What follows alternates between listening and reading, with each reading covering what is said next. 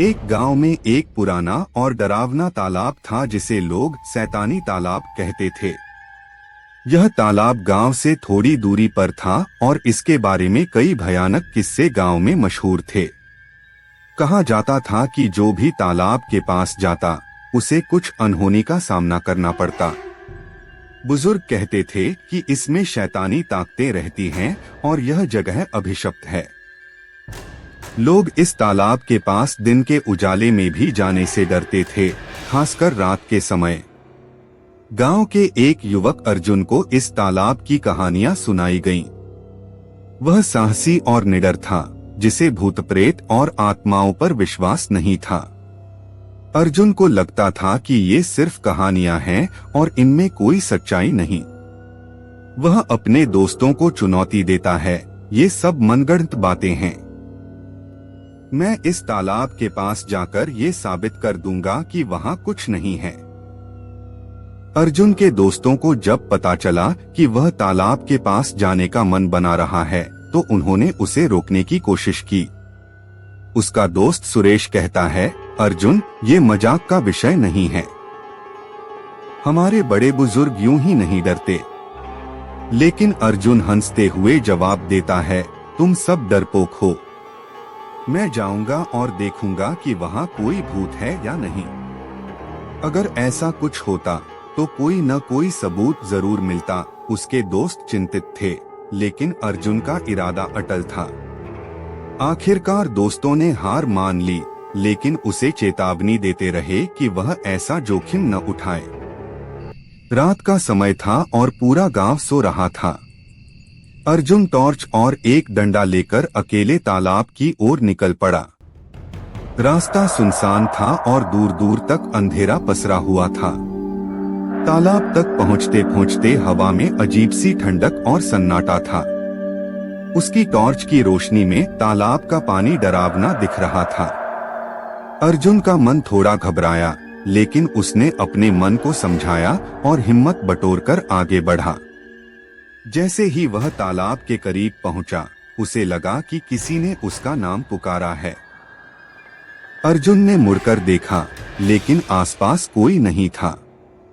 उसने सोचा कि यह सिर्फ उसका भ्रम है और उसने इसे नजरअंदाज कर दिया। अर्जुन ने जैसे ही तालाब के पानी में झांका, उसे वहां हलचल दिखाई दी। पानी में से बुलबुले उठने लगे और ऐसा लगने लगा जैसे तालाब में कोई जीवित चीज हो। अर्जुन को डर का एहसास हुआ, लेकिन उसने खुद को समझाते हुए ठहरे रहना सही समझा। तभी उसे एक अजीब सी आवाज सुनाई दी। तुम यहाँ क्यों आए हो? अर्जुन ने चौंक कर चारों ओर देखा, लेकिन वहाँ कोई नहीं था। फिर वही आवाज फिर से गूंजी, लेकिन इस बार और करीब से। तुमने हमारी शांति भंग की है। अब तुम यहाँ से कभी वापस नहीं जा सकोगे। अचानक तालाब के पानी में से एक काली आकृति उठने लगी। धुएं जैसी इस आकृति में एक चेहरा बन रहा था।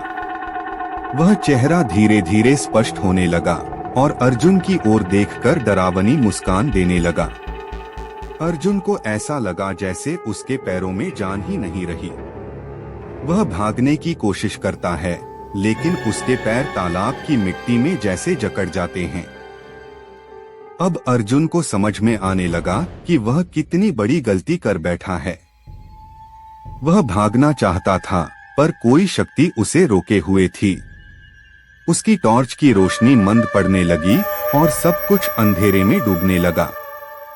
अर्जुन की हिम्मत टूटने लगी थी। उसे लगा कि शायद वह अब इस दुनिया से जा रहा है।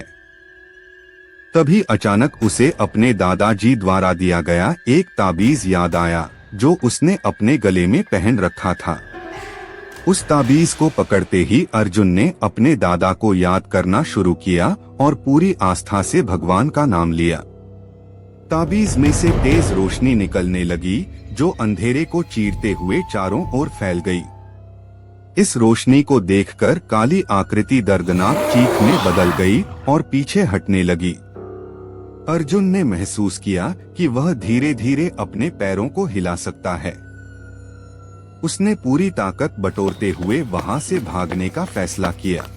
अर्जुन किसी तरह घर पहुंचा और गिरते पड़ते दरवाजा खटखटाया। उसके माता पिता ने दरवाजा खोला और उसे इस हालत में देखकर हैरान रह गए। वह कांप रहा था, उसका चेहरा पीला पड़ा हुआ था और उसकी आंखों में डर के भाव थे। अर्जुन ने किसी तरह खुद को संभाला और उस रात की पूरी घटना अपने परिवार और दोस्तों को बताई। अगली सुबह जब गांव के लोग अर्जुन की कहानी सुनने के लिए इकट्ठा हुए तो सभी के रोंगटे खड़े हो गए। लोगों ने महसूस किया कि तालाब के बारे में सुनी हुई बातें सच थीं और वहां जाने से वास्तव में खतरा था। गांव के लोगों ने मिलकर यह निर्णय लिया कि अब उस तालाब को हमेशा के लिए बंद कर दिया जाएगा ताकि कोई और उस खतरे का सामना न करे। उन्होंने तालाब के चारों ओर दीवार बनवाई और मंदिर में जाकर भगवान से प्रार्थना की कि गांव को किसी भी प्रकार की शैतानी ताकतों से बचाया जा सके। इस घटना के बाद अर्जुन का स्वभाव बदल गया। उसने समझा कि हर रहस्य को सुलझाने की कोशिश जरूरी नहीं है और कभी कभी बुजुर्गों की बातों पर यकीन कर लेना भी बुद्धिमानी होती है।